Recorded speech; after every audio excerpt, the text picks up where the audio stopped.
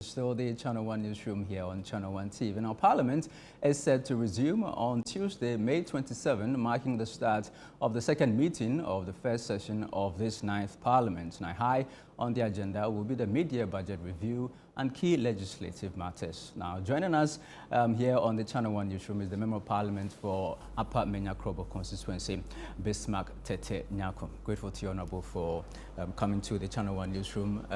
The House has been on recess for close to 2 months. You've been in your constituency. What have you been up to? What major projects have you been undertaking?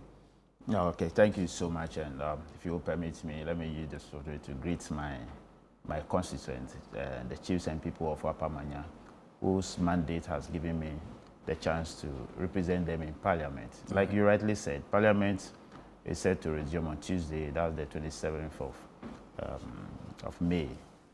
For the past 2 months, I've been frequenting the constituency to attend to my constituents' needs. You know, I've been monitoring some projects that I have undertaken since the first Parliament and commissioning those that have been completed, and speaking to constituents on their high expectations of this John Dramani Mahama-led NDC government to exercise patience as we are setting up the engine of the agenda setting that has taken place.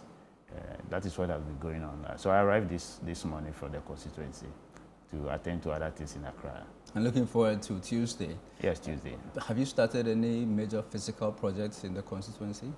Yes, I just got a sort to construct some clinic for one other community.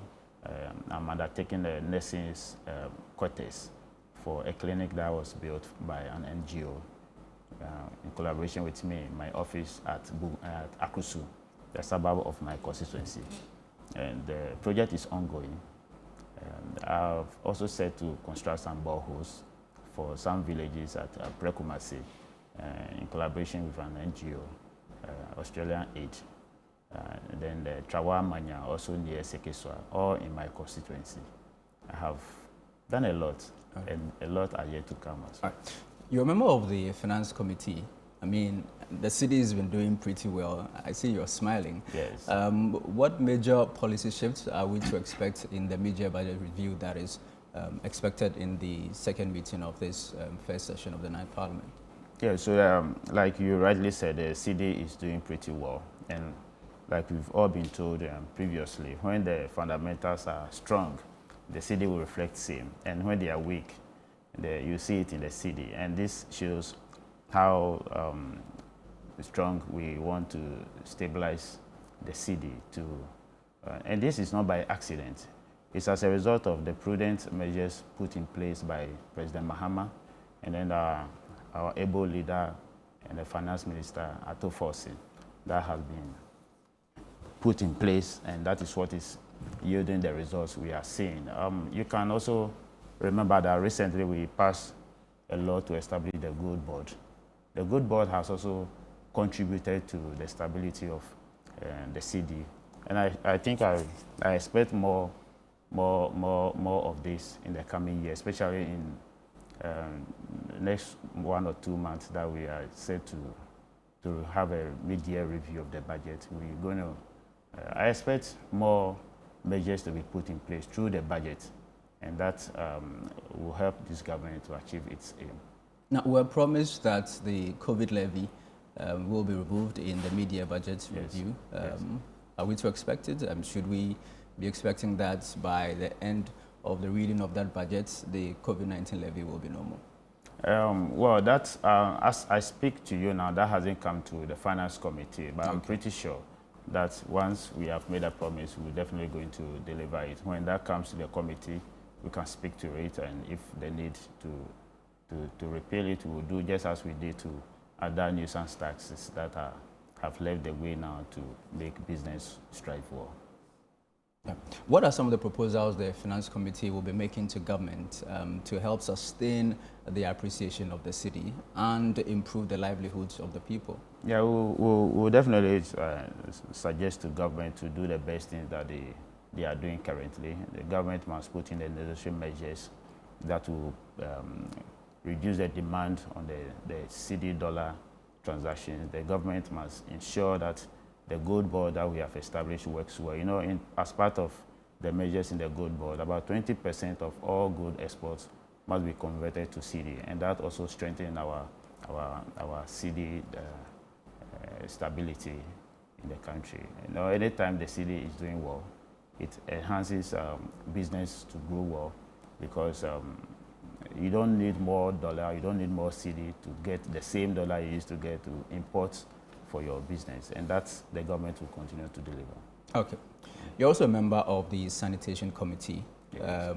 So in the past few days, we've seen the Accra Assembly, Kumasi, undertake some decongestion exercises. But we've also seen that these traders have returned to the pavement and hawking their goods. Isn't it worrying that, you know, this is not the first time we're doing this, and then when we're done, the traders return to the pavement again? I mean, is that an issue that the Sanitation Committee is worried about? You know, the Sanitation Committee is so worried about the sanitation situations across the country. We have visited about 10 district assemblies during this recess. We've been to Kumasi, we've been to Jisu, we've been to even Accra, Koleklote, we've been to so many other district assemblies. And the worry of seeing rubbish littering the streets of our communities is so bad. And so I thought decongesting the streets of these major cities will enable this littering reduce. But unfortunately, that is what you are seeing. The traders are back on the streets of Accra. This, we have to get a change of mind. We have to reset our minds that certain things we cannot continue doing them like the way we used to do. If we are on the street, littering the streets, we don't sweep the streets, we don't pay levies that are commensurate to your activities, then obviously this is bad. It's very bad. If you go to my constituency as well, the same thing is happening there. We have the Asesewa market, traders come in there to trade, they litter the grounds, they litter the streets of Asesewa, and Zoom Lion, that we all know that is supposed to be sweeping the streets, are also no more sweeping because of the obvious reasons. I believe that we, as a sanitation committee, we are doing our best to get government to pay more attention to the sanitation situations in Ghana. In fact, it is not only Accra or the constituency I come from that I mentioned, but it's the whole country. If you travel across the length and breadth of Ghana, the sanitation situation is so bad.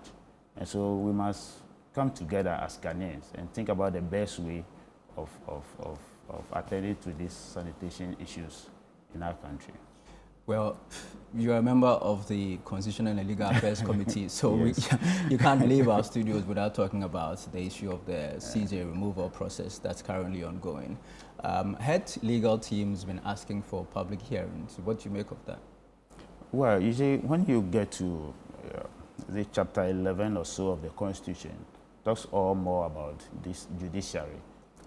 I know the judiciary is independent, though it's independent as far as their judicial functions, their administrative and financial issues are concerned, but they are all subject to the Constitution. If the Constitution says that this investigation should be in camera, I don't see why somebody should be saying that the President of the Republic of Ghana should do otherwise. I believe the procedures are there, the Constitution is clear on these matters, and that if President or the committee is following what the Constitution demands, I think that is right. I just read somewhere that even the spouse of the CJ, who's on suspension, wants to join the wife in the meeting, which I don't see why that should be so. The Constitution is clear. This matter must be heard in camera. If it is in camera, that should be it. Don't you think this matter has been overly politicized? There's a public spat currently ongoing between lawyer for the CJ, Gov't, and lawyer for one of the petitioners, Thaddeus Sorry. Yeah, that should be the cause of worry. We wonder why the Chief Justice or the immediate past Attorney General should be the one fronting for the Chief Justice. We believe there is a lot that they are hiding, and that is why this exercise they are seeking to thwart the effort of the government. It's because that is the first in the kind in the history of Ghana that the Chief Justice is being on suspension, is being investigated, and that is why it's attracting all this interferences. I believe from after this, it set a pace for us to have a stronger discussion of our constitution. If others think that this is overly done, I think that is what the law says. If it is applied to you now, I think it's not good. It's for us to sit at the table. The review is ongoing. Then we'll see how we can review the constitution to reflect modern trends that we find ourselves now. All right, thank you very much. Honorable Bismark Tetteh Nyarko, he is the Member of Parliament for Upper Nyarko, joining us in studio to look forward to Parliament, which will be resuming from recess on Tuesday, May 27th.